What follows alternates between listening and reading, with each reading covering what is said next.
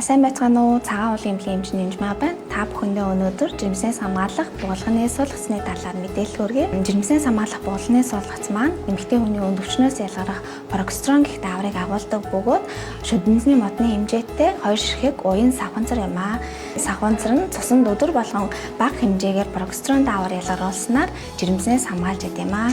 За суулгацын давуу тал гэх юм бол жирэмснээс хамгийн өндөр хувьтай буюу 99.7% хамгаалдаг. За тэгээд удаан хугацаанд буюу 3-5 жил бол хамгаалах боломжтой. Өдөр болгон анхаарал хандуулах шаардлагагүйгээр давуу талтай.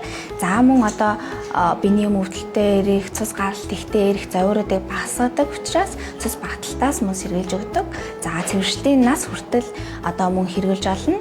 За дээрэс нь одоо суулгацаа ахуулсны дараа жирэмслэх чадвар хурдан сэргдэг юм аа. За хизээ та тавиулах боломжтой вэ гэхээр биений мөвчлөгийн эхний 7 хоногт тавиулбал хамгийн тохиромжтой гэж үздэг. Гэсэн хэдий ч таны жирэмсэн биш гэдэг нь тодорхой тохиолдолд биений мөвчлөгийг аль ч үед одоо тавиулах боломжтой. За мөн төрсний дараа 45 хоног шууд тавиулж болно. Учир нь гэх юм бол хөхний сүнний гарцад нөлөөлдөггүй учраас хүүхдийн өсөлт хөгжилтөнд нөлөөлөхгүй гэж үздэг. За хэрвээ та дээрх аргыг сонирхож байх юм бол мэрэгжлийн эмчэд үзүүлээд өөр тохирох эсгийг нягтлсны дараа тавиулахыг зөвлөж байна.